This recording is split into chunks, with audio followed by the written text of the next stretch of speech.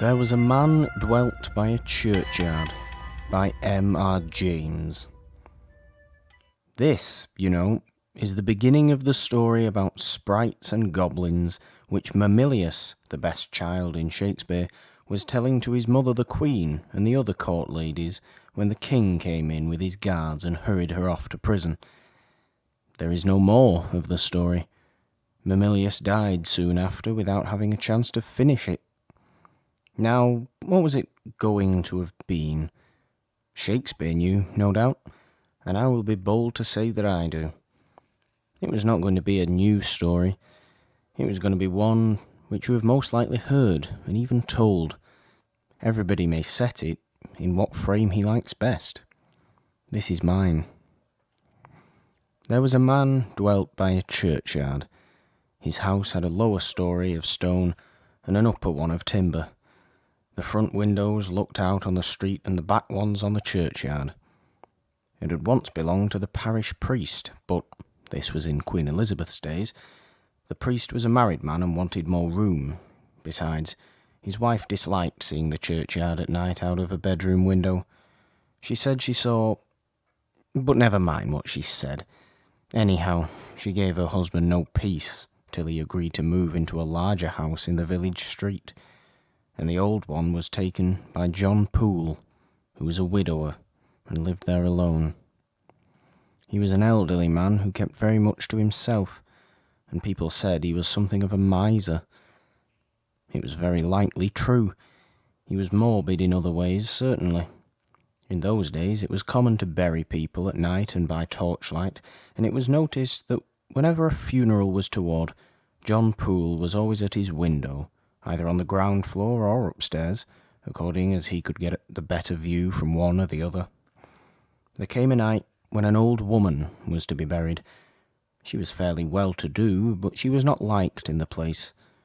The usual thing was said of her, that she was no Christian, that on such nights as Midsummer Eve and All Hallows she was not to be found in a house. She was red-eyed and dreadful to look at, and no beggar ever knocked at her door.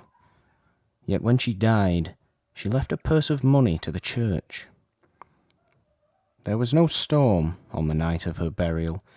It was fair and calm, but there was some difficulty about getting bearers and men to carry the torches, in spite of the fact that she had left far larger fees than common for such as did that work. She was buried in woolen, without a coffin. No one was there but those who were actually needed, and John Poole, watching from his window. Just before the grave was filled in, the parson stooped down and cast something upon the body, something that clinked, and in a low voice he said words that sounded like, "Thy money perish with thee." Then he walked quickly away, and so did the other men, leaving only one torchbearer to light the sexton and his boy while they shovelled the earth in. They made no very neat job of it, and next day, which was a Sunday, the churchgoers were rather sharp with the sexton, saying it was the untidiest grave in the yard, and indeed, when he came to look at it himself, he thought it was worse than he had left it. Meanwhile, John Poole went about with a curious air, half exulting as it were, and half nervous. More than once he spent an evening at the inn, which was clean contrary to his usual habit, and to those who fell in to talk with him there he hinted that he had come into a little bit of money, and was looking out for a somewhat better house. "Well, I don't wonder," said the smith one night. "I shouldn't care for that place of yours. I should be fancying things all night." The landlord asked him what sort of things. "Well, maybe somebody climbing up to the chamber window, or the like of that," said the smith. "I don't know. Old Mother Wilkins that was buried a week ago today, eh?" "Come, I think you might consider of a person's feelings," said the landlord. "It ain't so pleasant for Master Poole, is it now?" "Master Poole don't mind," said the smith. "He's been there long enough to know. I only says it wouldn't be my choice. What with the passing bell and the torches when there's a burial, and all them graves laying so quiet when there's no one about. Only they say there's lights. Don't you ever see no lights, Master Poole?" "No, I don't ever see no lights," said Master Poole sulkily, and called for another drink, and went home late.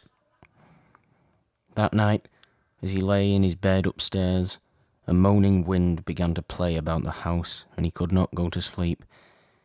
He got up and crossed the room to a little cupboard in the wall. He took out of it something that clinked, and put it in the breast of his bedgown. Then he went to the window and looked out into the churchyard. Have you ever seen an old brass in a church with a figure of a person in a shroud? It's bunched together at the top of the head in a curious way. Something like that was sticking up out of the earth in a spot of the churchyard which John Poole knew very well. He darted into his bed and lay there very still indeed. Presently, something made a very faint rattling at the casement. With a dreadful reluctance, John Poole turned his eyes that way. Alas, between him and the moonlight was the black outline of the curious bunched head. Then there was a figure in the room. Dry earth rattled on the floor. A low cracked voice said, "Where is it?" And steps went hither and thither, faltering steps as of one walking with difficulty. It could be seen now and again, peering into corners, stooping to look under chairs. Finally, it could be heard fumbling at the doors of the cupboard in the wall, throwing them open. There was a scratching of long nails on the empty shelves. The figure whipped round, stood for an instant at the side of the bed, raised its arms, and with a hoarse scream of, "You've got it!" At this point, His Royal Highness Prince Mamilius, who would, I think, have made the story a good deal shorter than this, flung himself with a loud yell upon the youngest of the court ladies present, who responded with an equally piercing cry. He was instantly seized upon by Her Majesty Queen Hermione, who, repressing an inclination to laugh, shook and slapped him very severely. Much flushed, and rather inclined to cry, he was about to be sent to bed, but, on the intercession of his victim, who had now recovered from the shock, he was eventually permitted to remain until his usual hour for retiring, by which time he too had so far recovered as to assert, in bidding good night to the company, that he knew another story, quite 3 times as dreadful as that one, and would tell it on the first opportunity that offered.